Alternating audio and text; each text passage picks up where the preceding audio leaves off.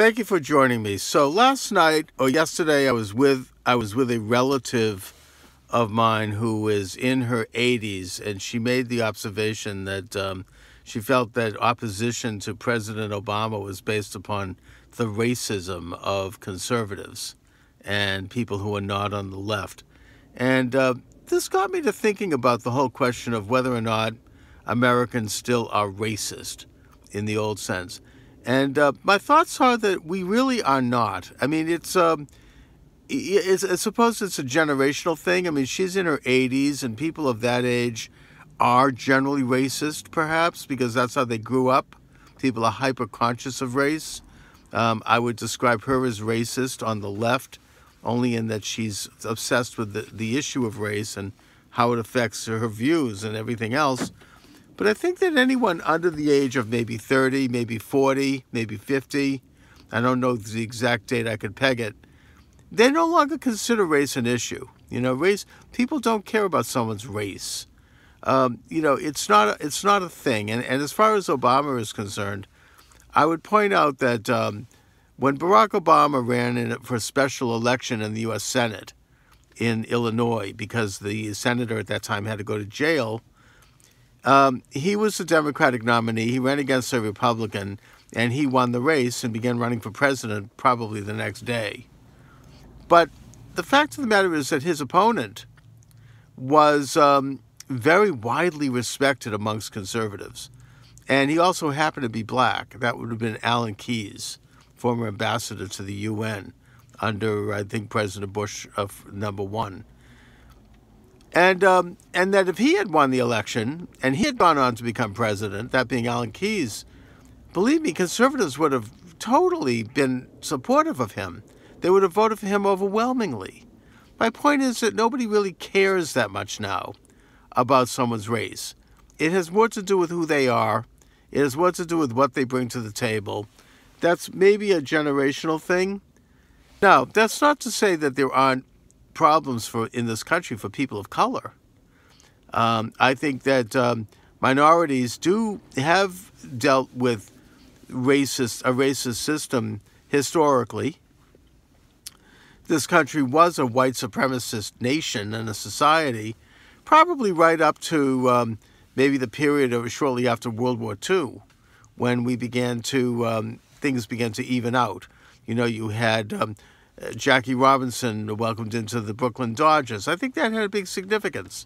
There was a rising black middle class and upper class. You had black people integrating into the society and becoming more successful. Now, obviously, it's more difficult for a black person to do this than it is for, let's say, Italians or Jews or other ethnic groups, because they are black, and it's a visible thing.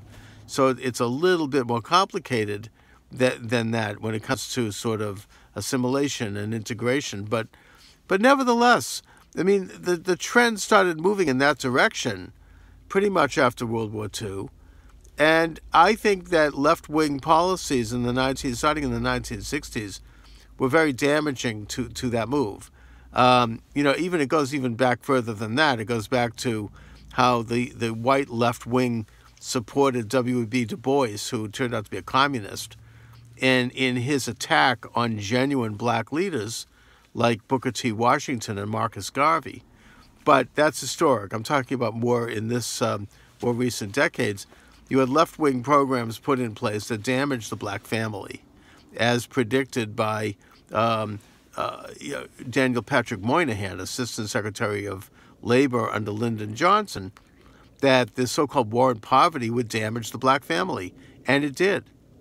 In the 1960s, you saw the disintegration of the black family, which had been intact for the most part, about 80% intact, because of welfare, because of a nationalized welfare, which is a very leftist program.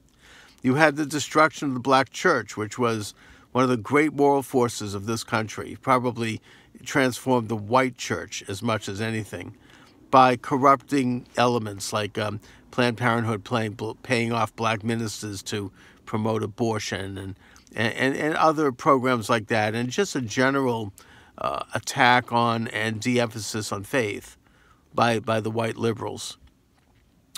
You had the white liberals take over the education system and take away things, modalities that actually taught a person how to think independently, replacing them with groupthink programs and quack methods like look-say reading to create dyslexia and hurt the ability of a child to learn how to read properly, and other programs which hurt both white and black children. But it particularly was difficult for black children because that, combined with the welfare, which was breaking up the family, and the anti-business programs, which were creating poverty, made things more difficult, made life more difficult.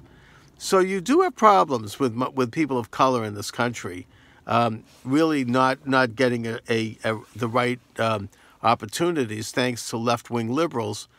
But even with all of that said, I would argue that racism itself is no longer an issue. Most people in this country under a certain age no longer think in racial terms. We're no longer thinking, oh, this person's black, so I won't support them. It's ridiculous. But it would have been true probably before the 1950s. So my elderly relative in her 80s, yeah, she does think in racial terms because that's how people of her generation did think. So racism itself, I think, is no longer a major issue in this country. I think that policies that have hurt black people remains a problem. And I hope that now that we have largely overcome the actual racist aspect, we should work to undo those damaging problems that have taken such a terrible toll on people of color. Let me just conclude by pointing out that there is still a cabal of leftists who want to push racism and division in this country. And it's gotten to the point where they are resorting to quack sciences, like micromanagement. And I've noticed, and I get notices from places like the Harvard Graduate School of Education and other of these very high-level educational institutions that are cranking out papers that indicate that they're scientizing racism.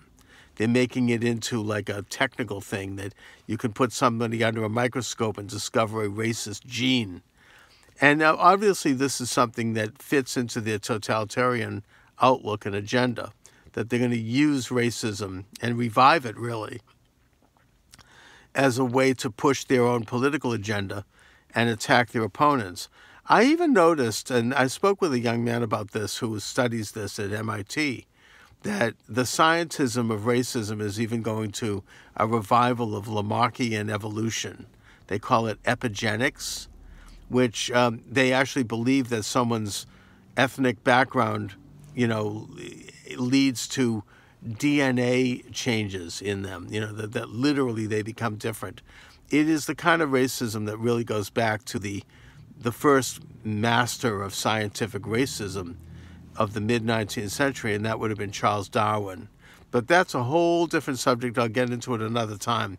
Anyways, I want to thank you for watching, everyone. Merry Christmas, and have a great afternoon. Thank you.